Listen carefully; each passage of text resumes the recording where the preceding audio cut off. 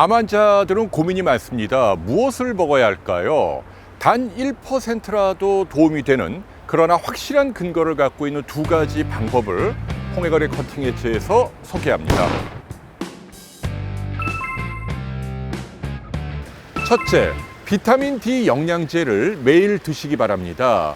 비타민 D 영양제의 항암 효과와 관련해서 가장 따끈따끈한 논문 하나가 지난 2019년 2월 미국 하버드 보건대학원에서 발표됐습니다. 우리에게 미스 코리아로 널리 알려진 금나라 박사님이 주 연구자로 되어 있더군요. 하버드 보건대학원은요, 영양제 효능과 관련해서 전 세계적으로 가장 권위를 인정받고 있는 곳입니다. 지난 2014년에는요, 3억 5천만 달러, 그러니까 우리 돈으로 4천억 원이라고 하는 하버드 역사상 최고 액수의 기부를 받은 곳이기도 하죠. 그만큼 인류에 공헌하는 연구를 한다라는 얘기입니다. 여기에서 5개 비타민 D의 항암 효과와 관련된 무작위 임상 연구를 종합한 이른바 메타 연구 결과를 발표했는데요. 매일 비타민 D를 영양제로 먹은 사람은 그렇지 않은 사람에 비해서 각종 암 사망률을 13% 떨어뜨렸다라고 발표했습니다.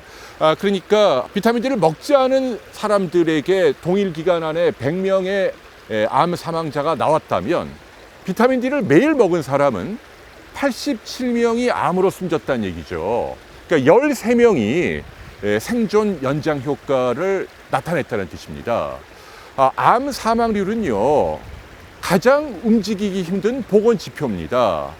그런데 비타민 D가 항암제가 아닌데 식품인데도 마치 항암제 못지않은 아주 강력한 사망률 억제 효과를 발휘했다는 거죠. 겨울 햇살이 눈부십니다. 아시다시피 비타민 D는 햇볕으로 피부 아래에서 만듭니다. 옛날에 우리 어르신들이요, 여름에 바깥에서 뛰어놀아서 얼굴이 까맣게 탄 아이들은 이상하게 그해 겨울에 감기에 잘 안 걸리더라 라고 말씀들 하시죠.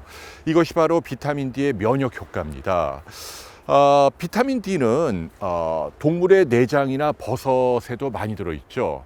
그런데 문제는 우리가 매일 1시간 이상 일광욕을 하거나 옛날 원시인들처럼 동물의 내장을 먹을 수가 없습니다. 자, 그래서 과학기술을 선용하는 거죠. 비타민 D를 영양제 형태로 드시기 바랍니다.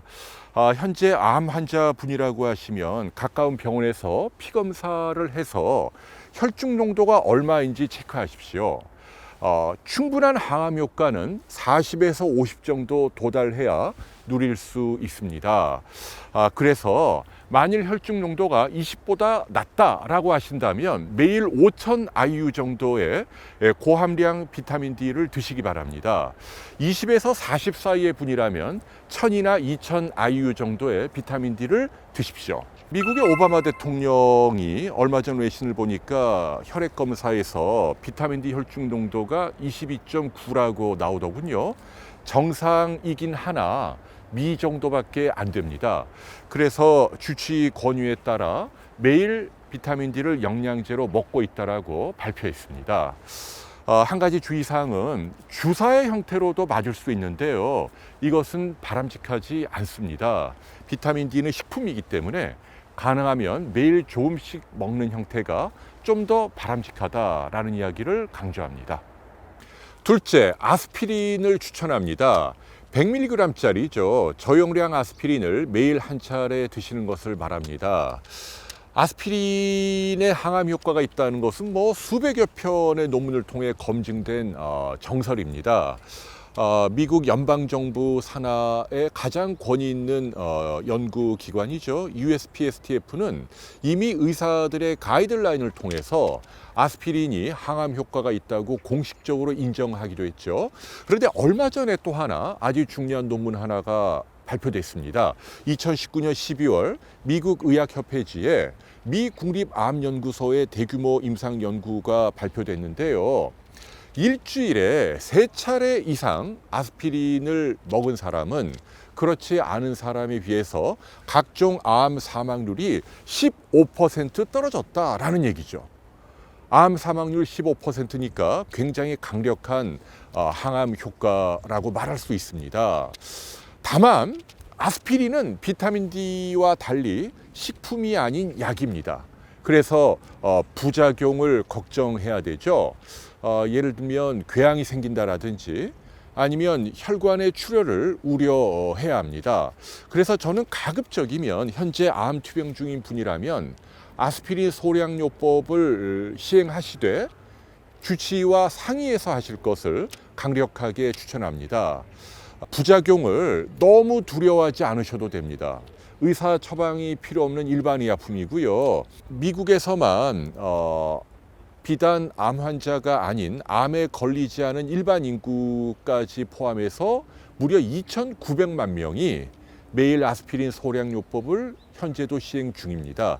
여기에는 이제 미국 트럼프 대통령도 포함되어 있다는 얘기죠.